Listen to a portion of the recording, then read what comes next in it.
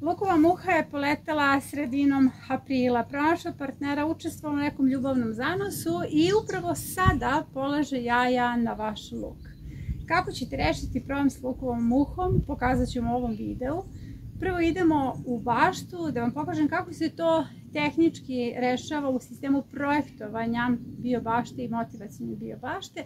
A nakon toga idemo u kuhinju da smućkamo nešto čime ćete već danas da zalijete svoj luk i na taj način trajno rešiti problem lukove muhe.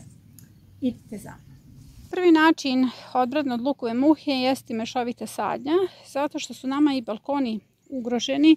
Prema tome, ukoliko želite da zaštitite svoj luk, postavite ga u gužvicu oko različitih kultura. Pogledajte ovu saksiju, gajbu saksiju, gde lukova muha zapravo ne može ni da priđe tlu, jer ona bi morala da položi jaja u samo tlo.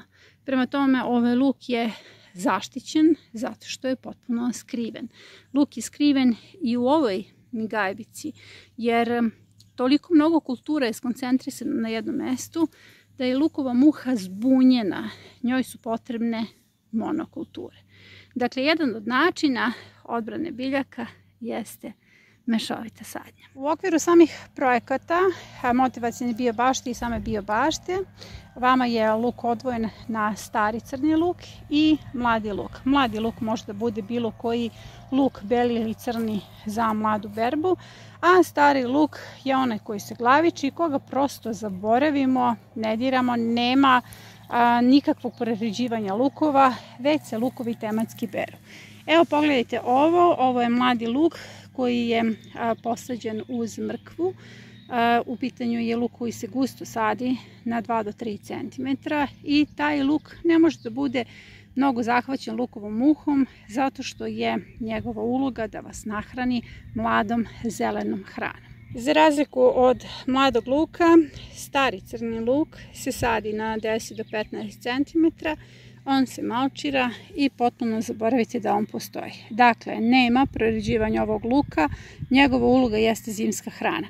Na taj način su prolećna, letnja i zimska hrana potpuno odvojene, odnosno vi u okviru projekta planirate svoj hranidbeni budžet.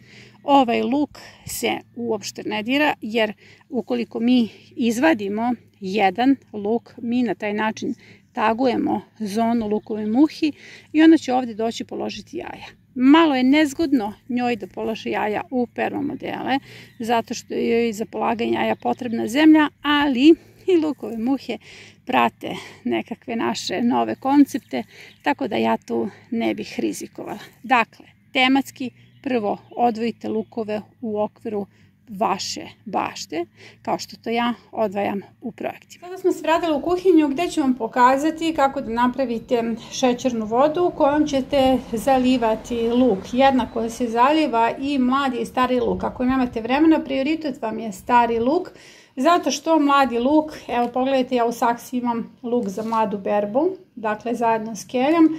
On se ovdje neće dugo zadržati, ja već uveliko berem ove mlade lukove.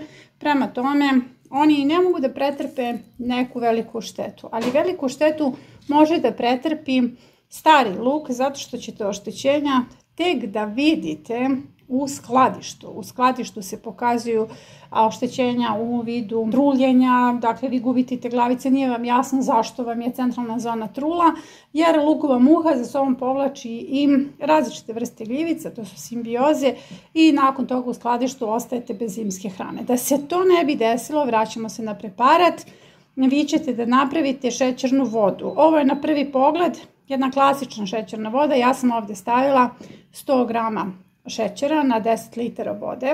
Naravno da ću to da razmotim u maloj čini, jer ću sve onda da dodam u kantu sa 10 litara vode i time ću zaliti svoje lukove.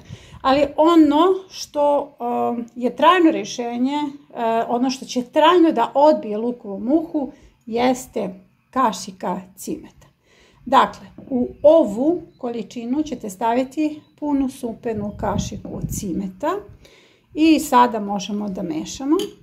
Zapravo ja nisam mešala, ne bih 2 puta radila isti posao. Sada je potrebno dobro razmutiti šećer i cimet i sve to staviti u kantu od 10 litara vode. Ovo je neznatna količina za samo razblaženje. Zašto sam stavila cimet? Zato što miris cimeta generalno odbija insekte. Ako želite da se rešite mrava, vi ćete posipati cimet. Ali kada je u pitanju lukova muha, ona ima više generacije i te generacije se vraćaju našem luku.